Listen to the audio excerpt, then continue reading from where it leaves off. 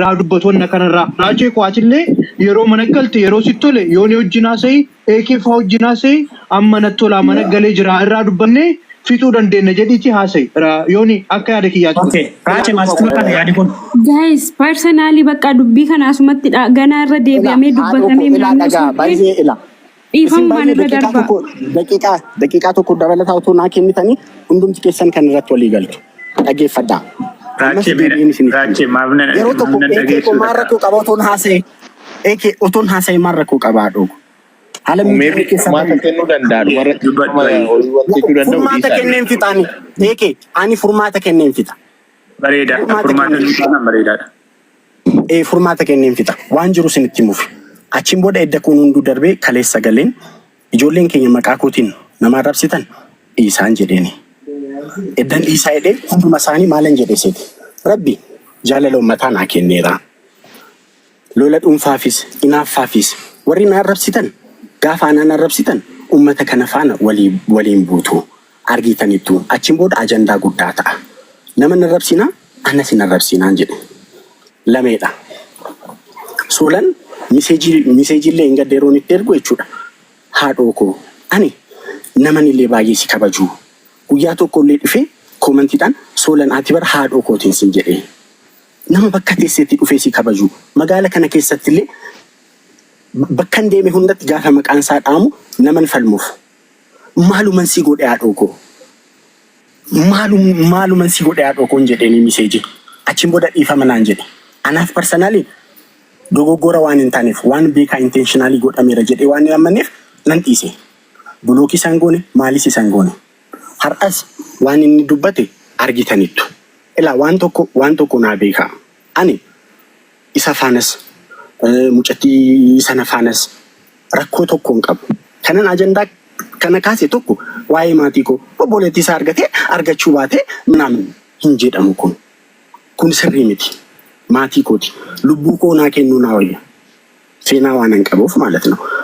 Garuu amma kanan isinitti amma booda waan barbaadan dubbatan miti. Kanan kaasees waliin arrabsinaa jechuufi.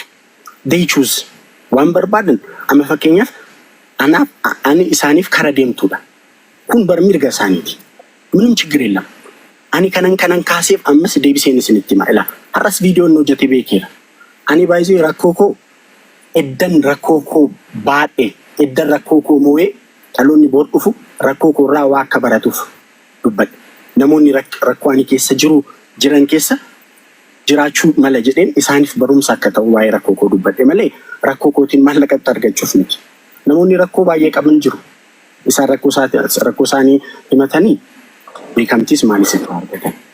Afur amma ilaa warri asirra jirtan warri anaan na jaalattan ilaa Solan Oromummaa waliin qabna. Obboleessa kooti.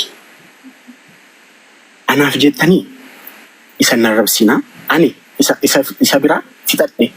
እግዚአብሔር በሚያውቀው ጌታ ምስክሬ ነው የምላችሁ ani isa biraa fixadhe duras akkas ta'u ani hin barbaanne warra viidiyoo riikaard godhanii poost godhan gaafan ba'u wanti kun gara biraatti deemee leeltiifaa nama hundumaa maaloo diileet naa godha jechaan kadhachaa ture. Akkasitti ajandaa ta'u waan hin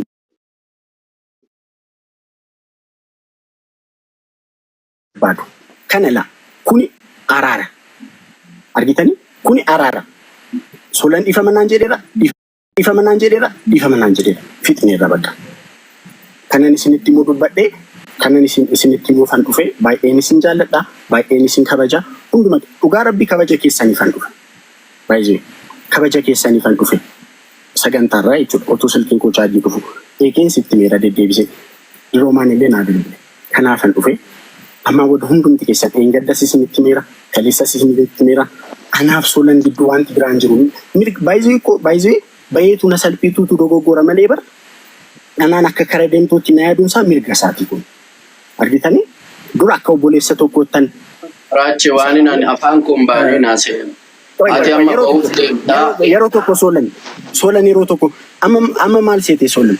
Ani bar dubbicha uummanni kun akka dubbicha dhiisu gochaan jira dhoogu. Anaaf ati wallollee bara hammeenya illee walitti dubbannee hin beeku. Anaaf ati guyyaa tokko hammeenya walitti dubbannee hin beeku hammeenya walitti yaannee hin beeku. Ilala maal seetan kuni akka kootti araara hunduma keessan baay'een isin jaalladha baay'een isin kabaja namoonni daafii kooti Solan faana sitta'ee nama biraa wajjin wal loltan har'aa kaasaati dhaabaa naa jiraadha. Tole Raachuu deemni biyyooti qabadduuti xiqqoo ishee immoo inni isa dubbatu maaliif baalaansi akka ta'utti jechuudha. Yooni ila ati baay'ee yooni ati illee ila obboleessa koo baay'een si jaalladha. Dhugaa rabbi baay'een si jaalladha. Geetaan guyyaa baay'een si arge yooni kan kolee hojjettaati illee በእግዚአብሔር ፊት ነው የምነግርህ dhugaa rabbiin sitti hima yooni dhugaa waan tokko sii dhukuraachi. Ay qoy ekee ko qoya ila. Naa gala nan dubbadha naa obsi daqiiqaa tokko dubbadha. Yooni ko Raachi ati jechuun onurraati wanta nuti waan haasofnu hin qabnu ofii kee qofa haasa'uu barbaadde moo akkam naan galle wantichi. Raachi naa waan tokko. Ati nu himattee bu'uu barbaadde moo himannaa keenya dhaga'uu hin barbaanne. No, akkaataa kanaa waan fiigamu sin jiru jarjarsuutti jirama. Raachi takkaan dubbatu. Raachi jarjarsuutti Raachi dabaree kenniif baate isaaniifis dabaree kenniif. So akka kanaatti balleessaa hunduma isaa nurra tuula taanaani akka barbaade haasa'u. Solan kuwaatillee aaree dubbachuu danda'a aaree waa baay'ee jechuu ni danda'a garuu kabajan qabaafi akka mucaa Oromoo tokkotti si galee. Waan dhaga'uu dandeenya takka. Eekela ani haasa'ee buuf miti yooniin gaafa gidduutti akkas jedhu kanaafan jedheni Raachi na dhaga'i waa sii kennuu barbaade. Ani kanan jechaa jiru ila balleessaa koos taanaan balleessaa isaas taanaan rakkoon hin jiru Solan ati immoo waan keessa kee jiru qulqullummaatu jira taanaan si keessatti ummata kanatti himadhu ምንም ችግር የለው አኒ በርካን ከነን አመገሌ ዋን ሁንዳ ዲሴ ከነን ገሌ ኢሲንቲ መቹፊ ጌታን ነኬሰ ዋንቲ ሃማ ዋንቲ ቶኩንጅሩ ረኮን እንጅሩ እንጂ ዲበር ዋንቲ ከነጫሉ በር እንጅሩ እንዴ ዋን ሜ በሬዳዳ ሜ ዋዱ በቹ መርባደ ሜ ነደገይ ተካ ገለቶ ኤላ ሶሬቲን አዝርቲ ዮኒ እንጅራ ገስቲ ከነራ ከጅራን ከሰቱ ከጃለ ጅራን ከገስቲ ከነራ ዮ ቁልቁለስን ወሉማ ቀበቴ ቁልቁላ ሙፊቅ አብዱ ቁልቁሉማዳን አመተ አርግኔ ጅራን ለማታን ኮ አርጌ ጅራ ዋን ገራገራ አስራ ኦፈማ ጅሮ እቹዳ ነማ ጅብሲሳም